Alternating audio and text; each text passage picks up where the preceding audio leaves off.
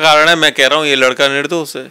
इस लड़की के साथ यहाँ कुछ भी नहीं हुआ, इस लड़के ने नहीं किया है क्योंकि लड़के की ये कैपेसिटी नहीं कि 150 ml सीमेंस निकाल सके। जो आदमी 2 बार रेड लाइट एरिया में होके आ चुका, उसे क्या जरूरत थी कि एक डॉक्टर के कमरे में घुसे जा करके। फिर मुझे एक भी नेचुरल पर्सन बता दो, किसी भी डॉक्टर से पूछो, कोई आदमी सेक्सुअल इंटरकोर्स करने के कितनी देर बाद दोबारा इंटरकोर्स सेक्स करने के लिए उसे तो जांघों का भी सहारा चाहिए होता है भाई साहब। और अगर 90 डिग्री में पाम करेगा तो सेक्स कैसे कर पाएगा? दोनों हाथों से पाम को पकड़ेगा कि सेक्स करेगा? और वो भी 150 ग्राम। मजाक है? जो 400 एलिगेशन लगा दो, 2 मिनट में उधड़ के धर दूंगा सारे एलिगेशन इनके। तो मजे की बात, लड़की चीखी भी नहीं, चिल्लाई भी नहीं। बहुत सही कह रहे हो, लड़की क्यों चिल्लाती? वो तो खुद सारे कपड़े खुद उतार के लेट गई आराम से। आओ करो जो करता हूँ, मैं नहीं चिल्लाऊंगी। कौन आदमी आपके 90 डिग्री में पामों को बढ़ा करके सेक्स करेगा? नहीं तो मुझे एक बात का जवाब दे, जब सैकड़ों लड़कियां वहां पे अवेलेबल हैं मात्र 100 रुपए में, 200 रुपए में, तो वो क्यों यहाँ इतना हत्याकांड करके जाएगा इस चीज के सेक्स करने के लिए? कोई भी डॉक्टर ये प्रूव कर दे कि नशा करने के बाद में कोई भी आदमी पूरी ताकत से सेक्सुअल इंटरकोर्स कर सकता है रिपीटेडली कई बार।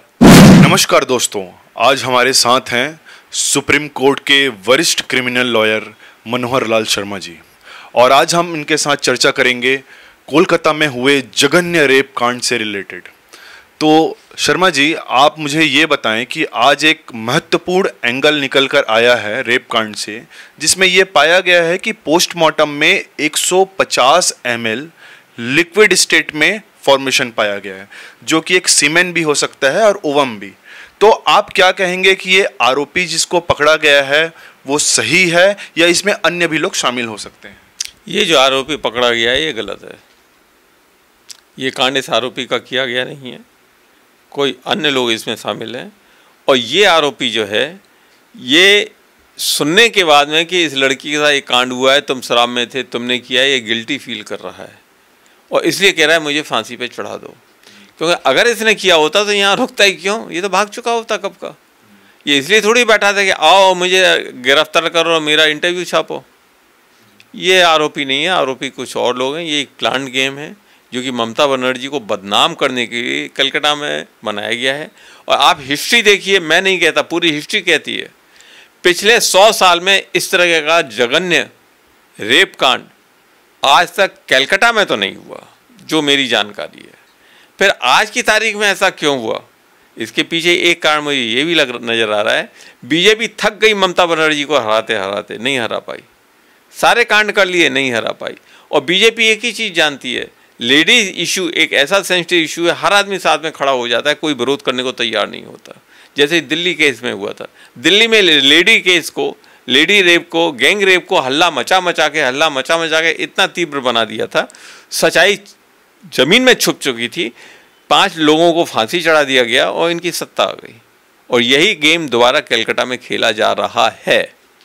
आप इस पर एक पॉलिटिकल एंगल लेना चाह रहे हैं जो कि टीएमसी और भाजपा से जुड़ी हुई है, और पूरे देश में ये ट्रेंडिंग है कि निर्भया 2.0। तो आप इसे लॉ एंड ऑर्डर की विफलता मानते हैं या आप ये मानते हैं कि एक पूरी पॉलिटिकल साजिश है? ये एक पॉलिटिकल षड्यंत्र है जो ममता बनर्जी को ध्वस्त करने के लिए, बर्बाद करने के लिए तैयार किया गया है। सर, आप कह रहे हैं कि पॉलिटिकल षड्यंत्र है, लेकिन जो आरोपी है वो खुद स्वीकार कर रहे हैं कि मैं गिल्टी हूं, मैं ही आरोपी हूं। वो यही इस बात का प्रमाण है और यही एक वजह है कि मैं आज इंटरव्यू देने बैठा हूं और ये कह रहा हूं कि ये लड़का निर्दोष है। सर, लेकिन 150 ml स्पर्म सीमेन पाना वहां पर, तो ये तो बहुत बड़ी मेडिकल अनप्रूवन है कि एक इंसान, एक मैन 150 ml सीमेन निकाल ही नहीं सकता। यह एक दूसरा कारण है, मैं कह रहा हूं ये लड़का निर्दोष है। इस लड़की के साथ यहाँ कुछ भी नहीं हुआ, इस लड़के ने नहीं किया है क्योंकि लड़के की ये कैपेसिटी नहीं कि 150 ml सीमेन निकाल सके। तो सर, जब ये 150 ml सीमेन नहीं निकाल सकता तो आपको क्या लगता है कि पुलिस जो आरोपियों को, जो असली आरोपी हैं, असली साजिश करता है, उनको छुपाने की कोशिश कर रही है? कोशिश नहीं कर रही है, छुपा चुकी है।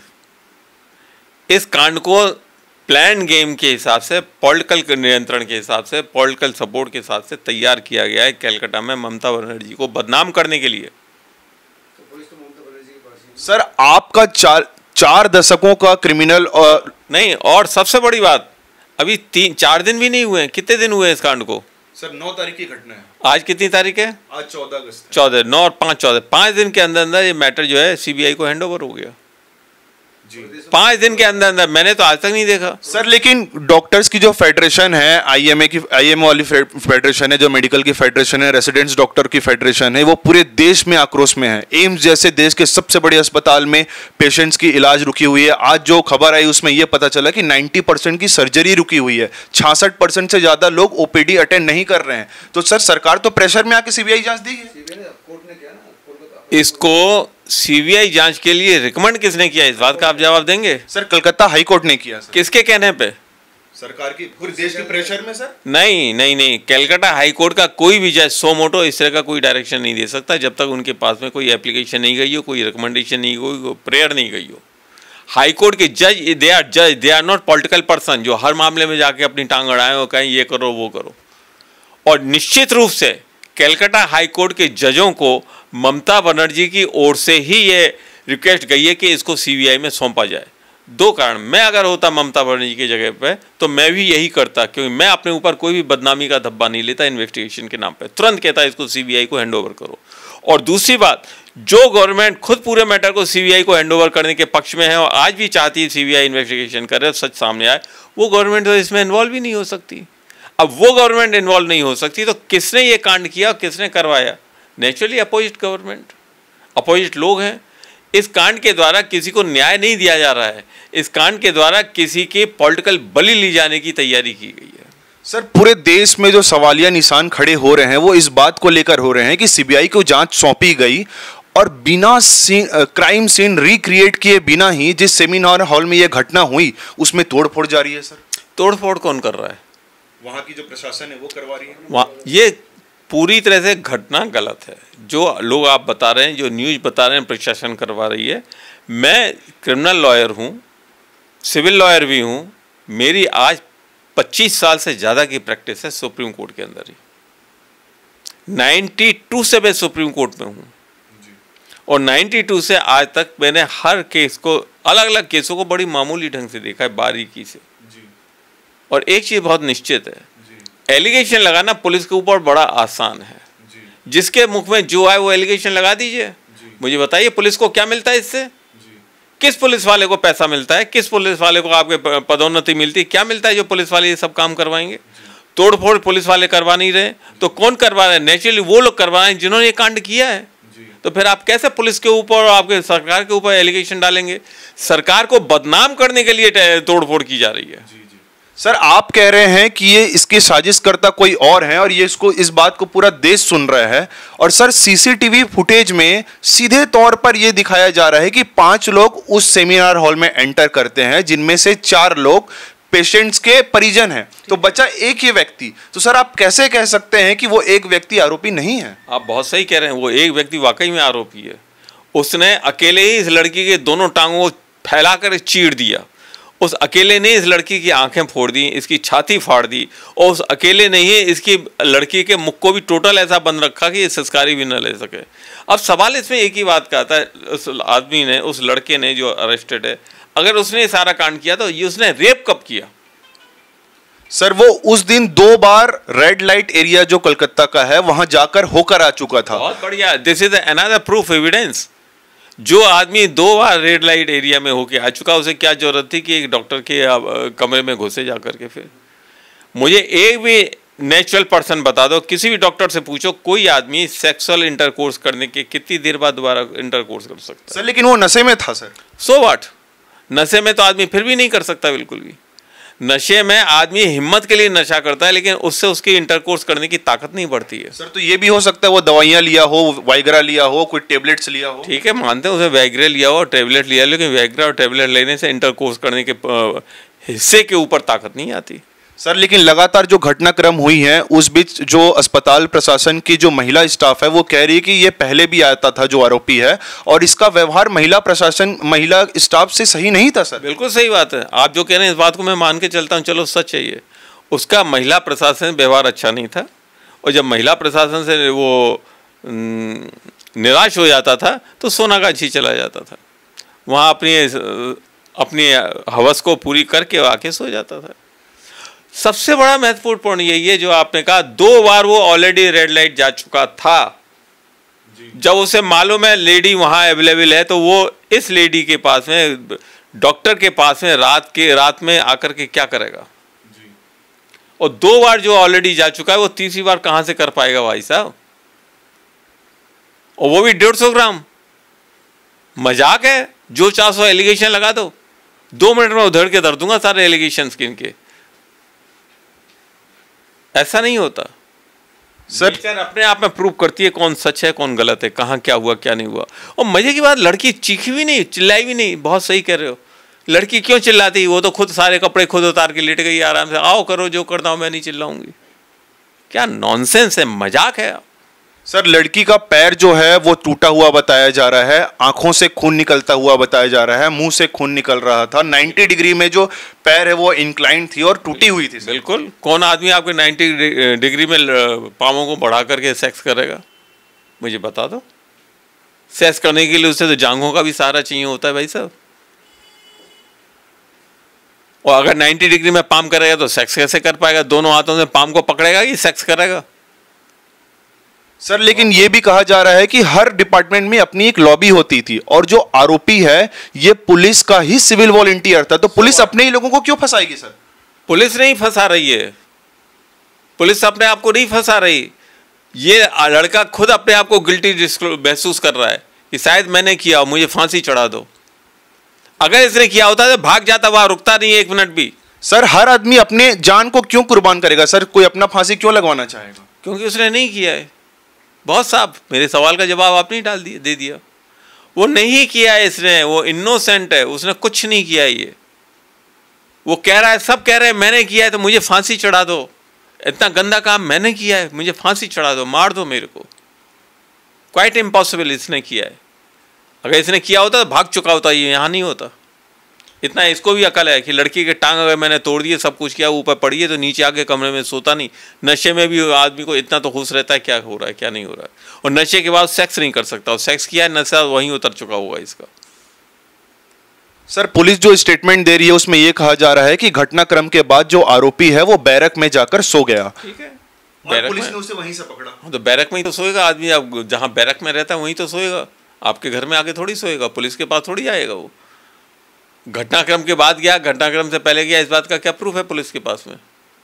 इस बात का क्या प्रूफ है कि ये घटनाक्रम इसी ने किया है? इस बात का क्या प्रूफ है कि ये घटनाक्रम के टाइम पे वहां पे था? सर आप इतने स्पॉट पे था, उस स्पॉट पे था, इस बात का क्या प्रूफ है? कोई एविडेंस नहीं, खाली ये आदमी कह रहा है मैंने किया है, मुझे फांसी चढ़ा दो। It's a guilty conscious. जब आदमी को लगता है मैंने नशे में किया है तो मेरे को फांसी चढ़ा दो, इम्पॉसिबल। इस आदमी का किया हुआ नहीं है। सर आप इतने वरिष्ठ लॉयर हैं और आप कह रहे हैं कि ये इस आदमी का नहीं किया गया है, तो जो लोग हैं वो असली कौन है सर? कौन छुपे हुए लोग? ये तो पुलिस ढूंढेगी, ये मैं कैसे बता सकता हूँ। सर अभी गवर्नमेंट ने सीबीआई को जांच दे दिया है सर। सीबीआई को जांच दे दी है। सीबीआई कोई भगवान तो है नहीं जो 4 लोगों को निकाल के ले आएगी। वो भी 4 लोगों को इसी तरह फ्रेम करके किस्से को ख़त्म करेगी। और ये किस्सा आज ख़त्म नहीं होता, अभी तो इसमें बहुत बवाल चलेगा। सोनागाछी इलाके से लेके दिल्ली तक, कलकत्ता से लेके हावड़ा तक, सब जगह अभी तो हल्ले मचेंगे। अभी तो इसके ऊपर बड़े बड़े पॉलिटिकल लीडरों के वो चलेंगे, निकलेंगे। क्या कहते हैं आप लोग? बयान नहीं, रैलियाँ निकलेंगी अभी तो। नहीं तो मुझे एक बात का जवाब दे, जब सैकड़ों लड़कियां वहाँ पे अवेलेबल हैं मात्र 100 रुपये में, 200 रुपये में, तो वो क्यों यहाँ इतना हत्याकांड करके जाएगा इस चीज़ के सेक्स करने के लिए? इसका जवाब अगर कोई दे दे, मैं मान जाऊँगा कि इस लड़की का रेप आपके इसी व्यक्ति ने किया जो इस समय जेल के अंदर है। Sir it is medically proven कि 150 ml of semen can not be produce by single man sir. और यहाँ पर पूरे आपकी बात जो रेसिडेंट डॉक्टर इंडिया के हैं वो सुन रहे हैं, जो मेडिकल एसोसिएशन है वो सुन रही है, तो आप उन्हें क्या मैसेज देना चाहेंगे कि इसे जो पॉलिटिकल एंगल है ना लाया जाए और जो दोषियां हैं, जो असली दोषी हैं, उनको कड़ी से कड़ी सजा कैसे दिला सकते हैं सर? वो उन सबको मेरा कहना यही है, इनको बेवकूफ़ बनाने के लिए एक मुर्गा इन्होंने सामने ला दिया है। सेंट्रल गवर्नमेंट ने एक मुर्गा सामने रख दिया है और इस मुर्गे के तहत जो रियल गेम है, पॉलिटिकल गेम है, रियल जो गेम है, वो सब गायब हो जाएगा। कोई भी डॉक्टर ये प्रूव कर दे कि नशा करने के बाद में कोई भी आदमी पूरी ताकत से सेक्सुअल इंटरकोर्स कर सकता है रिपीटेडली कई बार, कोई नहीं प्रूव कर सकता। डॉक्टर ये कह सकता है सेक्स करने के बाद उसके अंदर सेक्स करने की इच्छा बढ़ जाती है, लेकिन जो शारीरिक अंग है, पुरुष अंग है, उसके अंदर ताकत नहीं बढ़ती है। पुरुष अंग के अंदर तो ताकतवर उसके मन के अंदर की कई शक्तियों से जुड़ने के बाद बढ़ती है। वो वहीं खत्म हो जाता है जहां उसके अंदर कोई भी विकार आता है। बहुत बहुत धन्यवाद। तो दोस्तों, आपने अभी सुना है देश के वरिष्ठ क्रिमिनल लॉयर जो कि सुप्रीम कोर्ट में हैं, श्री मनोहर लाल शर्मा जी को। और दोस्तों, आप भी ये फैक्ट को देख पा रहे हैं और पूरा देश हमको सुन रहा है कि 150 ml सीमेन एक आदमी बिल्कुल प्रोड्यूस नहीं कर सकता। तो इसके पीछे जो असली आरोपी हैं, जितने लोग शामिल हैं, क्या गवर्नमेंट उनको कड़ी से कड़ी सजा देगी या नहीं? एक महत्वपूर्ण पॉइंट में और बताना भूल गया। सीमेन से ये प्रूव हो जाता है कि ये किसका है जी। और इस कांड को 5 दिन तो हो ही गए जी। जिसने अपने आप को हैंडओवर किया है वो भी 5 दिन से है जी। तो क्या डॉक्टरों ने, साइंटिस्टों ने अभी तक इस सीमेन के द्वारा ये प्रूव किया कि ये इसी का है? जी। जवाब है नो, क्योंकि इसका है ही नहीं। अगर इसका नहीं है तो फिर ये आरोपी कैसे है? ये पूरा कांड जो है ना सेट किया गया है। सर, लेकिन ये तो पूरी फॉरेंसिक जांच की तथ्य है कि आगे जो फॉरेंसिक जांच होगा उसमें ये रिपोर्ट पाया जाएगा ना। कौन बनाएगा रिपोर्ट? अब अस्पताल प्रशासन बनाएगी। कौन बनाएगा? किस हिसाब से बनाएगा? जो डायरेक्शन होंगे अब सीबीआई के, जो डायरेक्शन होंगे सीबीआई के, उस हिसाब से बनाया जाएगा। आपको मालूम है दिल्ली गैंग के मैटर में आउट ऑफ इंडिया से जो रिपोर्ट आई थी उसने साफ दिया हुआ था कि लड़की के साथ में कोई रेप नहीं हुआ है। लड़की के साथ कोई रेप नहीं हुआ है। उसका सीमेंस वाला पार्ट जो है उसको कोई भी खरोंच तक नहीं आई, वो सही सलामत है। ये रिपोर्ट वहां से इसलिए आई क्योंकि वो एक आउट ऑफ इंडिया के डॉक्टर ने तैयार किया था। इंडियन डॉक्टर ने किया होता तो उसमें सब भरा होता, ये है, वो है, फलाना। इसमें क्या रिपोर्ट बनाई जाएगी, आएगी नहीं, बनाई जाएगी जी। वो मैं बता देता हूं। बताइए। ये रिपोर्ट बनाई जाएगी, ये इसी का ही सीमेंस है सारा के सारा। 5 दिन बाद टेस्ट करके बताएंगे। तो आपकी नजर में किसी को स्केपगोट बनाया जा रहा है, बलि का बकरा बनाया जा रहा है? बलि का बकरा तो बना दिया इस बच्चे को। अंधे को भी दिखाई देगा, जो मेरी नजर देखेगा साहब, उसे अंधे को भी दिखाई देगा। इसको बलि का बकरा इस तरह से बनाया गया। ये खुद ही कह रहा है हाँ मैंने किया है। ये ही से वो इसलिए कह रहा है, वो गिल्टी कॉन्शियस महसूस कर रहा है, मुझसे इतना गंदा काम हुआ, मुझे फांसी चढ़ा दो। जो आदमी इतना सेंसिटिव होगा, जो कहेगा कि मेरे को फांसी चढ़ा दो, मुझसे इतना गंदा कांड हुआ, वो ये गंदा कांड कर ही नहीं सकता। It's a natural fact. जिसको जो काम गंदा लगता है वो उस काम को कैसे गंदा कर सकता है, और जिसको काम गंदा नहीं लगता वो कैसे कहेगा ये काम गंदा मैंने नहीं किया है।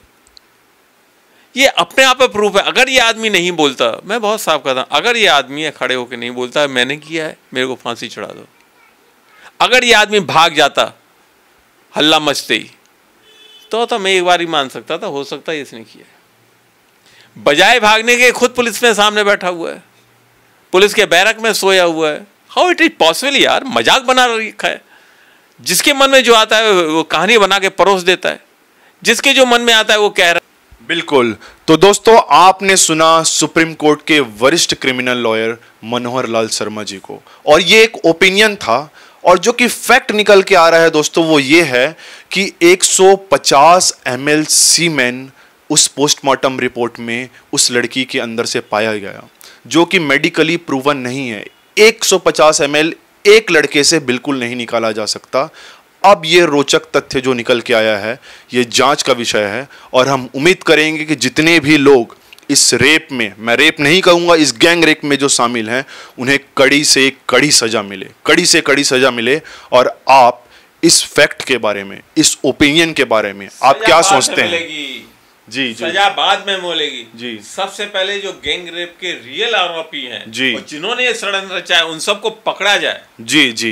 तो ये गैंग रेप किसी इंडिविजुअल बंदे का काम नहीं है, ये पूरा एक षड्यंत्र है। लड़की को वहां से निकाल के ले जाना, साइलेंट लाके वहीं पटक देना, इट इज क्वाइट इम्पॉसिबल जब तक इसमें कई लोग शामिल नहीं हुए। एक षड्यंत्र है, और षड्यंत्र के जितने भी षड्यंत्रकारी हैं, चाहे वो शामिल हों करने में या नहीं करने में, उन सबको अरेस्ट किया जाना चाहिए। They should be prosecuted. तो देखा दोस्तों, वकील साहब के अंदर भी काफ़ी गुस्सा है, एक भरा गुस्सा है, काफ़ी साल का इनका लंबा अनुभव है। और आप इस पूरे मुद्दे में क्या सोचते हैं, फैक्चुअल तरीके से, तार्किक तरीके से हमें कमेंट में अवश्य बताएं, ताकि हम भी समझ पाएं और आप भी समझ पाएं। बहुत बहुत शुक्रिया आपका।